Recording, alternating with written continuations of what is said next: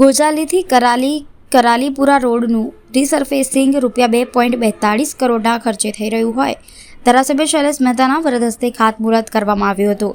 ડભોઈ તાલુકામાં ધારાસભ્ય શૈલેષ મહેતા દ્વારા વિકાસના સૂત્ર સાથે અવિરત વિકાસ યાત્રા ચાલી રહી હોય ત્યારે રોડ રસ્તા સુગમ બને તે માટે આજે વધુ એક વિકાસ કાર્યનો પ્રારંભ થયો હતો। ડભોઈ તાલુકાના ગોજાલીથી કરાલીપુરા રોડનું રીસર્ફેસિંગ 7.30 કિલોમીટરનું ₹2.42 કરોડના ખર્ચે થવા જઈ રહ્યું છે ત્યારે તેનું આજરોજ ડભોઈના ધારાસભ્ય શૈલેષ મહેતાના વરદ હસ્તે ખાતમુહૂર્ત કરવામાં આવ્યું હતું।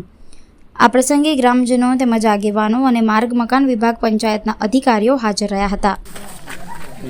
યોજના હેઠળ સરકારની મુખ્યમંત્રી ગ્રામ સડક યોજના હેઠળ ગોજાલી કરાલીપુરાનો રસ્તો લગભગ 7.5 કિલોમીટરનો જે ₹2.42 કરોડ અહીંયા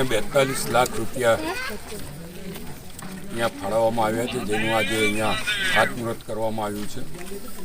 ઘણા વખતથી આ વિસ્તારની માંગણી હતી કે આ વિસ્તારના રસ્તાઓ ખરાબ થઈ ગયા છે, જેના અનુસંધાનમાં આજે આ કામગીરી કરવામાં આવી રહી છે। અમે બધે ઠેકાણે કહેતા હોઈએ છીએ કે જેના ભૂમિપૂજન અમે કરીએ એના લોકાર્પણ પણ અમે જ કરીએ, કારણ કે અમને આપણા વડાપ્રધાન નરેન્દ્રભાઈ મોદીએ આ શીખવાડ્યું છે કે જે ખાતમુહૂર્ત આપણે કહીએ એનું લોકાર્પણ આપણે જ કરવાનું।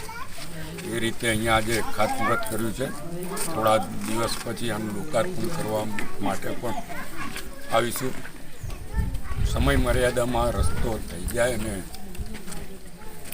જે રીતે ટેન્ડરમાં જોગવાઈઓ કરવામાં આવી છે એ જોગવાઈઓ પ્રમાણેનો રસ્તો થાય અને આ વિસ્તારના તમામ લોકોને આનો લાભ મળે એવી અપેક્ષા રાખું છું, કારણ કે ઘણા વખતથી લોકો આ રસ્તાઓથી ત્રાસી ગયા હતા।